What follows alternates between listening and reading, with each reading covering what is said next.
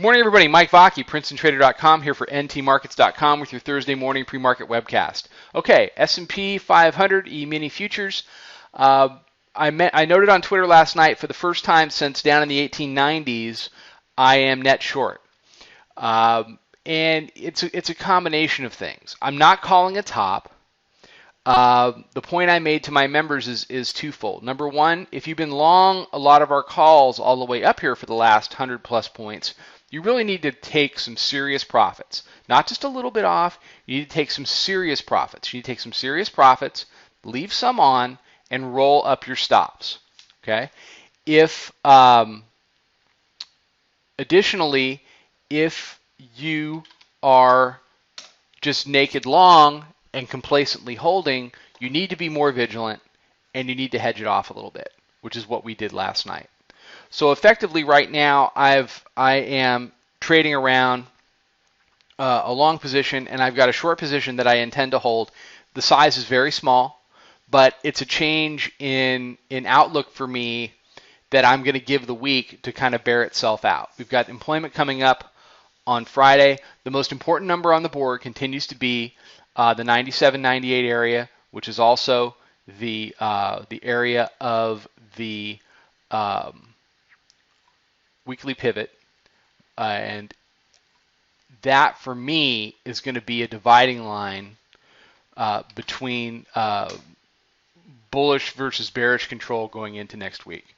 So we've got some big announcements coming up with jobs, but I just wanted to give everybody a heads up that the potential, especially in the way we traded yesterday, we made that high yesterday at 2011. We saw nothing but lower highs after that.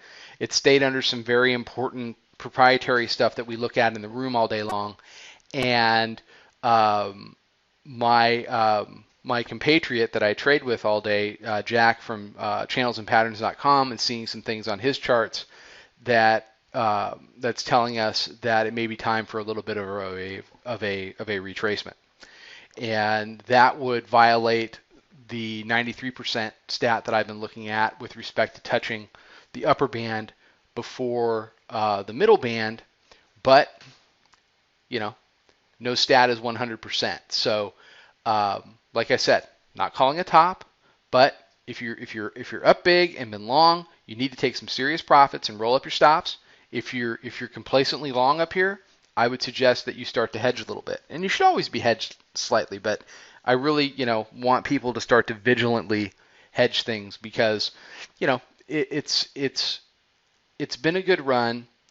We've been basing for the last 6 days, but I'm not seeing the follow through on the pushes that I would like to see, that I have normally seen during the course of this uptrend. So I'm a little cautious today.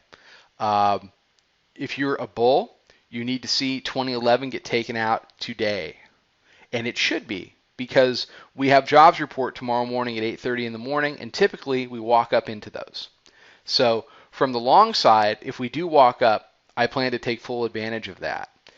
If 2011 survives today as the high, then that will get my antenna up about a further negative reaction going into tomorrow. But we don't game jobs.